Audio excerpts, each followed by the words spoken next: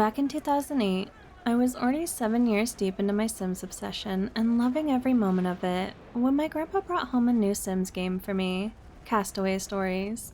And to my surprise, this game was about to rock my world with a new type of adventure. You see, it was no longer a sandbox game and was now telling me a story of a singles cruise becoming shipwrecked and my Sim Jessica was knocked out, clinging to debris. With 2 days passing since that night, Jessica awoke to find herself stranded and more alone than ever, with the goal being very simple: salvage what she could from the wreck in order to survive. Fortunately for me, this is still The Sims, and there was a handy tutorial showing me the items needed for my survival, like the machete and a chest nearby on the shore. Thank goodness for that, cause I definitely would have never found the 2 obvious items on the ground EA. With those 2 things, Jessica was able to start collecting the resources around her, and somehow, despite her being completely alone, she was able to barter those resources for a fire pit. And naturally, as soon as she discovered fire, there was a storm coming, so she had to get some shelter as well. My shelter doesn't fit in any of the spots that I wanted it to fit. Fine, don't worry about it, game. I didn't like that sandy spot over there because it was pretty and everything. So, with all of the items in a stupid spot, Jessica was able to finally rest her head and fall asleep to the sounds of Mother Nature, all alone, or so she thought. Oh my god, not the monkeys, they're so cute. Are these orangutans? Orangutans? I don't know my monkeys. And her unexpected guests also made quite the mess while they raided her camp that somehow Jessica slept through. So she would have to get to cleaning. Make a trash pit, that should not be hard. Just kidding, I'm 1 resource short. While it was easy to get some more resources, there was again no proper place to put anything, and as a building summer, I was really trying not to lose my flipping mind. Anyways, mini meltdown aside, Jessica was now concerned about rescuers potentially judging the cleanliness of her camp. Her priorities are a little askew considering, but hey, whatever makes her feel normal, I guess. With her camp, needs, and resources in order, she was finally able to enjoy something besides coconuts. With her immediate survival out of the way, Jessica was able to think about more long-term solutions, like building a raft. And I hadn't realized I had her pick up the other logs earlier while she was cleaning up the island, but she was also going to need something to tie it all together, so why not venture into the jungle? And while the path was blocked, the storm conveniently washed a machete ashore, and even more convenient, Jessica found it on her first try and got to deforesting her surroundings. Just look at that form. Anyways, once she cut her way through, she stumbled upon the wreckage of a plane, leading her to wonder if there might be others out there and how long they'd been stranded, while also trying not to think about how long she too could be here. At least she finally got her big break when she searched the plane, finding a map of the island and salvation for me, because it was the ability to fast travel and it showed a new area, Simeon City. But with it already being late and Jessica being out of energy, she made her way back to camp. Having spent the morning catching fish and taking care of her needs, she was ready to set out and search for the city.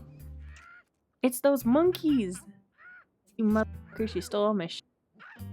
And it seems she wasn't the only one the monkeys had stolen from, because at the base of the tree was a small statue. With no sense at all, Jessica walked right on over to take it, but Wyatta wasn't going to give it up without a fight. Somehow, she's smart enough to survive a week in the jungle, but too stupid to know you don't mess with the wildlife. But after having some sense knocked into her, there was a much better plan to use the bananas to befriend the monkeys, or at the very least distract them while she stole her new home decor. And it worked. One by one, they made their way over, and even Wyatta couldn't resist the temptation, or maybe it was just the fear of missing out. Whatever it was, Jessica was now the proud owner of someone else's belongings.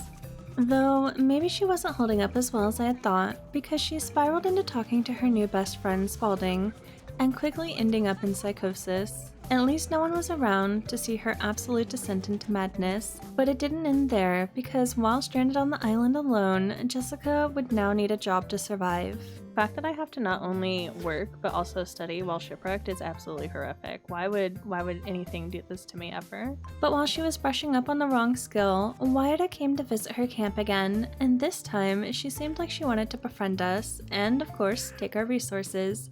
True to character as always. And while the day started off with her being an absolute nutcase, she was at least talking to something alive and no longer alone. But the good news didn't end there. Wyatt could also somehow get a job, so at least she was earning her keep.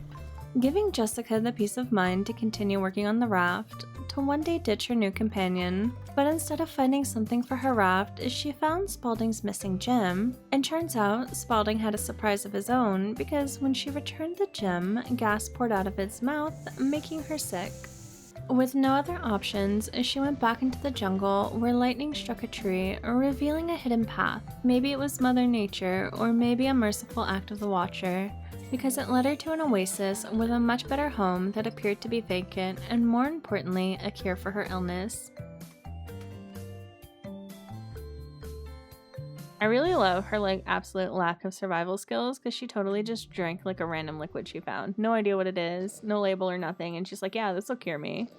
Weirdly convenient and possibly subtle foreshadowing. Having survived Spaulding's curse, Jessica was able to get back to what really mattered, getting away from Wyatt, and it seems the pilot of the crashed plane stayed in this hut because there was some parachute cords inside, saving yet another life by holding together her raft. And with the pilot nowhere to be found, might as well make herself comfy in their humble abode. Though Jessica was feeling restless that night and explored deeper into the jungle in hopes of finding Spaulding's original owners and maybe using him as a peace offering. About that I forgot Spaulding. Not wise to piss off the poisonous tiki head. Oh my gosh, and now she has to go to work? Having a job is so stupid, girl. And of course, when she got back from work, she had to spend her time taking care of herself instead of actually doing what she wanted. Even stranded on an island, her life sucks. But she was able to return Spaulding to his home, which opened the door blocking her path. And to her surprise, there was a camp full of people on the other side that rushed towards her in hopes of rescue. I need to call my broker. Where's the helicopter? Guys, I'm literally in underwear. We're survivors from the Solomon Queen. So am I. How unfortunate. The Queen has really let her standards slip of late. What does that mean? Excuse you? And it seems that every Bozone camp genuinely did need some saving because not a single person was capable of doing anything for themselves, relying on an old man who had gone to look for food earlier. So with the camp of useless nerds in her dust, Jessica set out deeper into the jungle in search of the old man, Professor Reinhardt. Unfortunately, the old man was nowhere to be seen, but she made out like a bandit in the swamp before getting some much-needed rest. She sleeps with her eye open, and that's so creepy. It's literally just one eye. I guess so would I if I was in the jungle, but I really do hate that. Ooh, this one has bones outside of it. Wait, what did the other one have? Okay, let's go the way that has no bones because I'm a bit. Where she found what appeared to be a local at the crossroads, but he wasn't really in the talking mood. And since the other path was guarded by a large cat, the boneyard was suddenly the most inviting place on the island.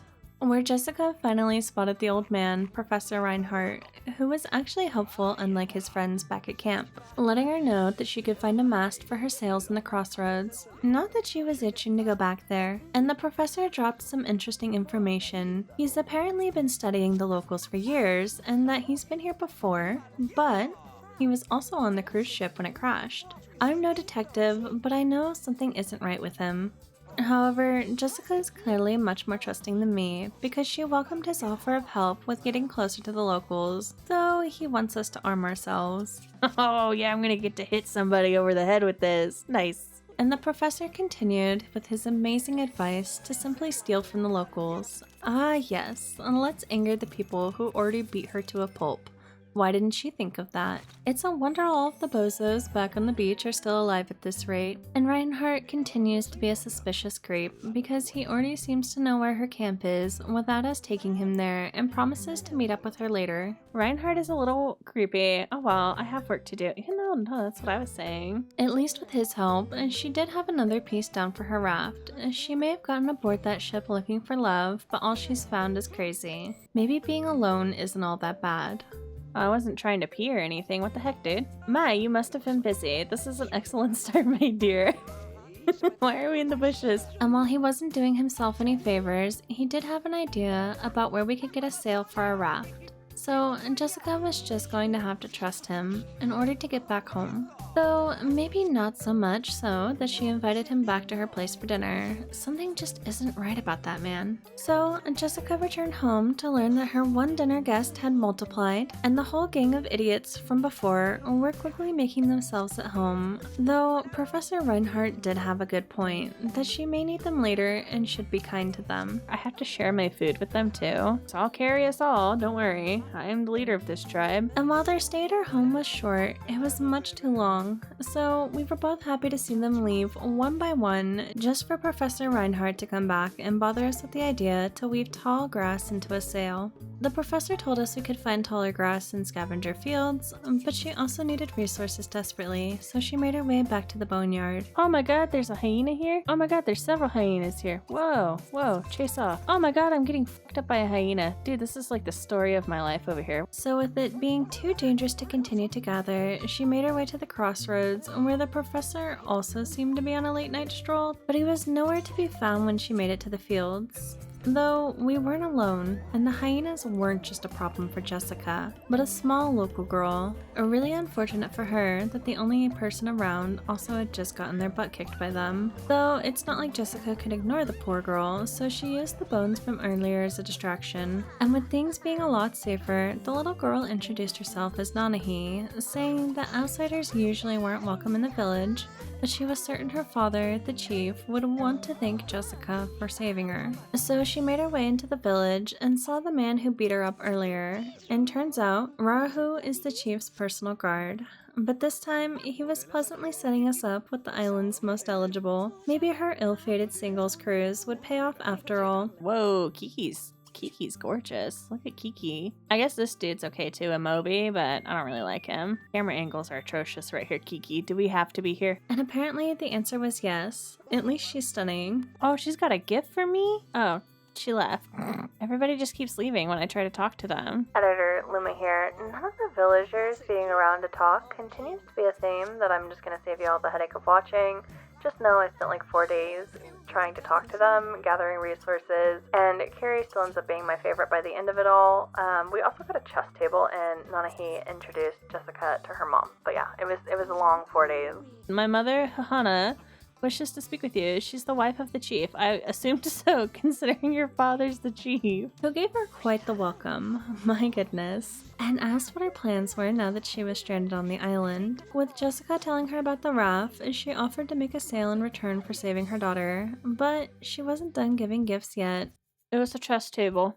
I just bought a chess table. I hate this game. With Mom's approval of Jessica and Nanahi leading the way to the village harbor, where Rarahu introduced her to 4 new Sims. Do I have to? I suppose I will partake in getting to know people. Kiri's still my favorite. Oh my gosh, look at this 6 swing over here. That's awesome. And again, they all kept leaving while we were trying to talk to them. So Jessica decided she no longer cared about her job and would start showing up earlier in the day.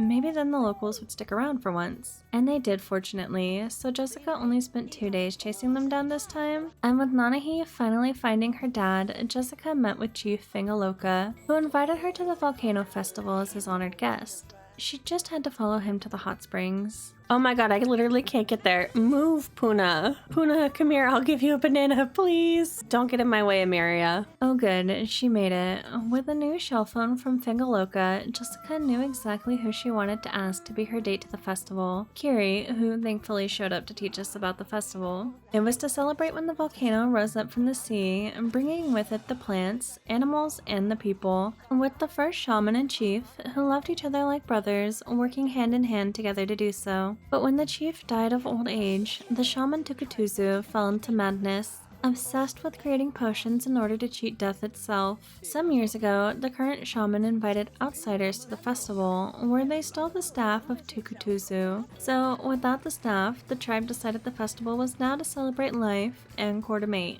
With the sick lore dump over, so was Jessica's date, but before she could leave, Chief Fingaloka invited her to move into the village, leaving her unsure of if she would ever want to leave the island if she did. She definitely had a lot to think in. Oh god, are they all in my house? Oh no! Look at all their mess everywhere! Turns out, the Bozo Brigade decided to make themselves at home during her absence, so she was more than ready to move and let them think they had won this one. What they don't know isn't her problem, but she still had to make sure the professor wouldn't share anything about her raft, cause it's his fault this all happened anyways.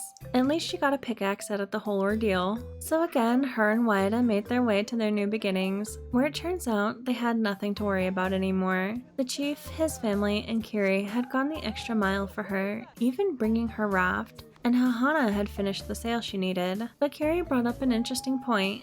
Did she really want to leave for her past when life was going so well here? There wasn't much time to ponder the idea, as Fingaloka had a task for her, and in exchange he would get her the rudder she needed for her raft. Turns out, they had abandoned their old village because of a curse that had claimed many lives. But in his haste, he forgot his sacred gems. He would get it himself, but the shaman forbid the tribe from returning. So Jessica paid the shaman a visit, who immediately seemed irritated with her. Apparently, she was ridden late, and even worse, he told her she wasn't allowed to go to their abandoned village. Without their stolen idol, anyone could fall victim to the volcano's wrath, even an outsider. But she started to wonder if Spalding might be theirs. With the shaman promising to let her enter the village, she set out to bring the idol back. And turns out, Wyatta's old friends had taken Spalding back for themselves in her absence. Though at least this time, no monkey business happened when she went to take it back to the shaman. And to put it very mildly, he was incredibly grateful. So she now had the shaman's blessing to return to the village. But there was little he could do about the jaguar he left guarding its entrance. And Jessica would have to tame the beast the same way he did in his younger years, with an herbal charm. So she got to gathering the napata leaves that she would need and would have to face Mata herself, which turned out to be a lot less daunting than I had thought. I guess they were more than ready to be done guarding the entrance. Though getting the drums back for the chief was also going to be harder. Turns out there's some restless spirits here, demanding their urns be returned to their final resting spot before they'll give her what she seeks. So she got to searching around the village for them. A side note, it did take me a while to realize their urns were spawning after opening the boxes, but once I realized, Jessica had no issues returning them to their rightful place. With their spirits appeased, they stopped preventing her from finding what she came for and told her it was the thief that was to blame for their deaths. Not them just staring at each other. Oh, he's staring at us because I haven't given him the item. I'm the awkward one here. Got it. But despite her awkwardness, the chief was so happy that he threw a feast for her. And with kissing being the greeting at the island, she tried to give it a go with Kiri, only for her to end up rejected. Despite being the hero who returned the stolen idol and put their ancestors to rest, Kiri wasn't interested until we faced a series of 3 incredibly difficult challenges, like drinking volcano punch, limbo, and walking across hot coals. Okay, the last one was actually difficult though, and Jessica failed at her first attempt. But on her second try, she managed to win over Kiri, earning her affection finally and getting that first kiss. She's kinda crazy, but Jessica can't help but love it. With the chief naming her a friend of the tribe and Hahana wishing her well on her trip back home, Kiri took off. Jessica had a hard choice to make on what home meant for her now. But having slept on it, Jessica decided the island was her home now and went to tell Kiri her decision, only to be told to get back, and that Kiri was now cursed by the volcano. Even worse, it was spreading to the others in the village. But to Jessica, it looked like the illness Spalding had given her earlier. The villagers refused to believe her, so to prove that it was just an illness and not a curse, she kissed Kiri. I'm going to assume that they think the curse is spread through contact or something, only for the nearby statue to start spewing lava. But she wasn't sick, so the chief decided to put his faith in Jessica. Despite the island being her home now, with no more medicine for the others, she would set sail in search of help. But before she could get to her raft, the volcano started to spew lava,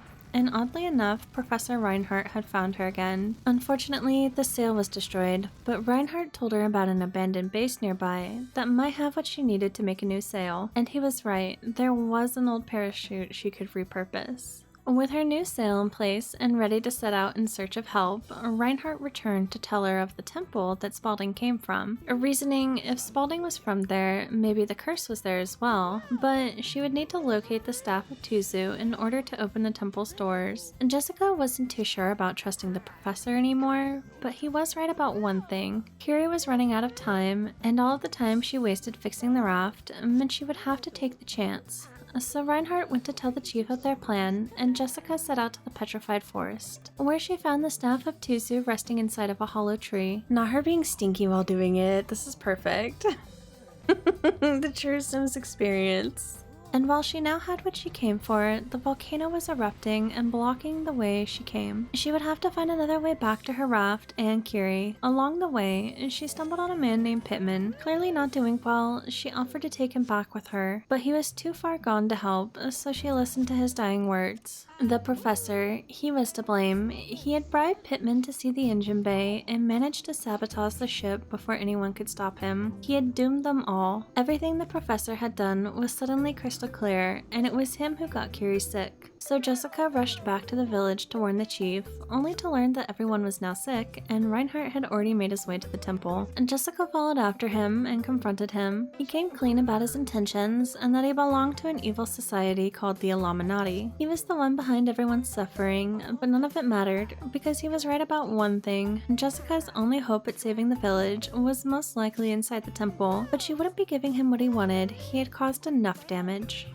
So with Kiri and the villagers in her heart, the people who had given her the sense of belonging that she had always dreamed of, she raced the staff of Tuzu to the temple door, but Reinhardt rushed past her to drink Tuzu's fabled potion to fight off death, making him young once again, though still balding. Serves him right. But with the staff, Jessica held the power to judge him for all his wicked deeds, taking from him all he had ever wanted, immortality. But that didn't save the villagers. Look within you, Jessica. You also hold the power to heal Kiri. Do I? I don't even hold the power to stand up on my 2 own feet. And while the cutscene glitched out, he was right. Jessica was able to heal the villagers, with Kiri returning to her old self, indecisive as always. With his powers fading and Jessica returning balance to everything, he appointed her the new shaman. But before she would accept, she had one request. Since becoming shipwrecked on the island, it was one misfortune after another. But along the way, she found what she had been searching for all along: love. And it was Kiri who gave her the strength to save everyone. It was Kiri she wanted to spend the rest of her life with. Oh no, it's these losers.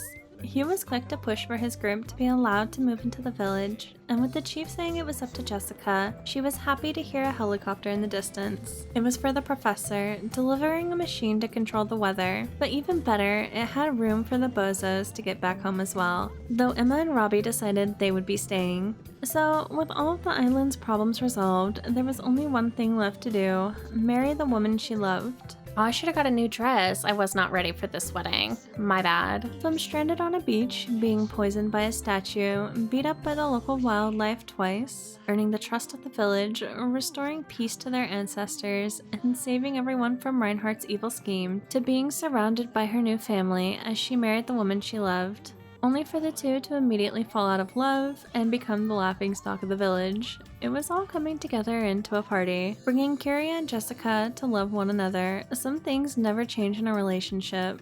Oh my goodness, this game was a blast, but the video was quite the challenge due to the gameplay being really linear. I really tried my best to get the story to you guys, as well as my own feelings about things, without boring you. Also, if you guys did like the video, there's a few things that you can do to support it. The usual liking, commenting, and subscribing. But there's also YouTube's hype feature, where the audience can push a small content creator's video into the algorithm. I have seen a surprising amount of you hyping up my videos, so thank you so much for the support you guys continue to give me. This channel has been such a passion project of mine, and though it's changed a lot since I've started, I've had such a blast hanging out with you guys. Anywho's, I'm yapping too much, and next time we'll get into some Sims 3 content. Bye for now.